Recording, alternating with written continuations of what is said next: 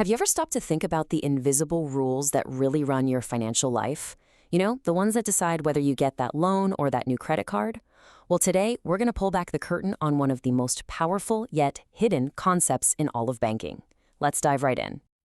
So we've all been there, right? You're online, you fill out a form for a credit card, you hold your breath, click submit, and bam, almost instantly you get an approval or rejection.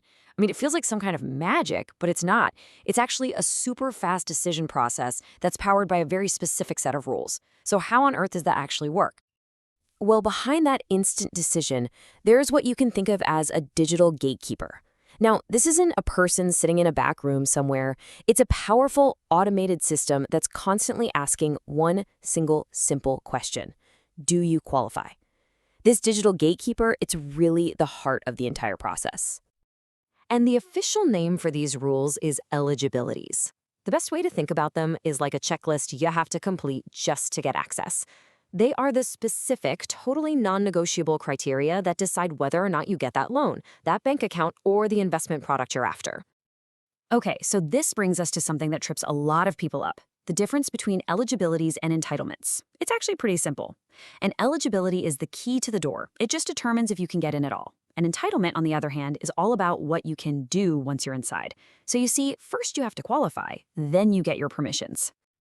And believe me, these rules are absolutely everywhere. When you're talking about a product like a loan, your age and your credit score, those are eligibility rules. For investments, there are rules that decide exactly which shareholders get paid a dividend.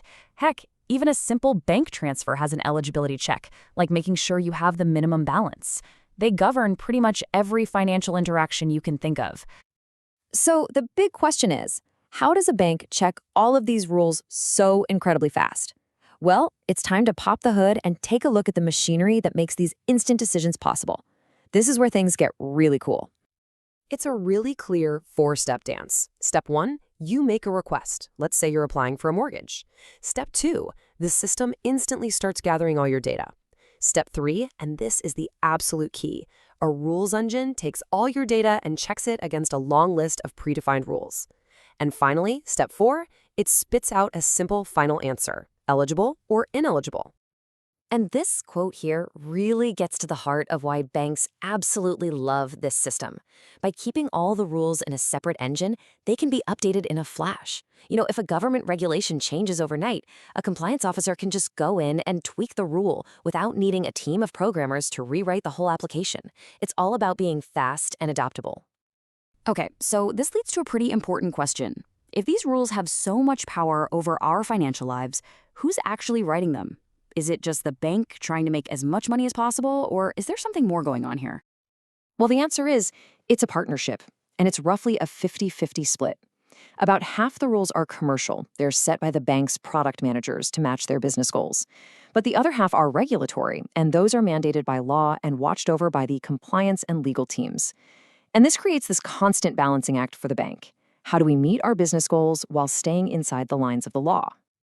And let me tell you, these regulatory rules are no joke. We're talking about things like Know Your Customer rules, which force banks to check if you're on a global sanctions list, or regulations like MiFID II over in Europe, which make sure that only really experienced investors are sold super complex products.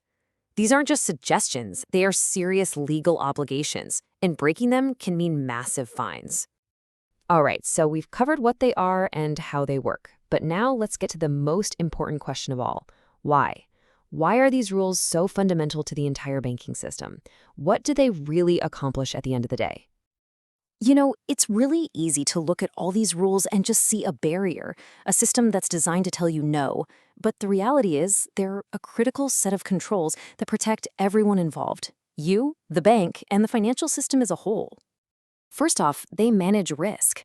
For the bank, that's pretty obvious. Pre-screening applicants means fewer people defaulting on their loans.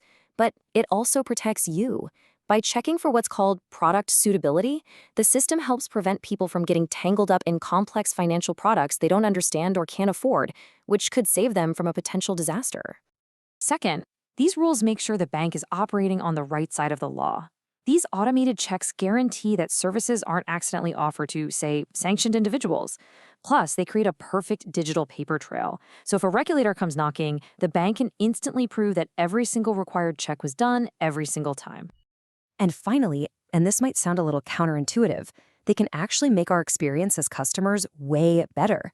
That instant feedback, even if it's a no, saves you from waiting around for weeks only to be disappointed.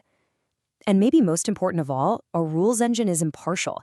It applies the exact same criteria to every single person who applies, which ensures a consistent and fair process for everyone.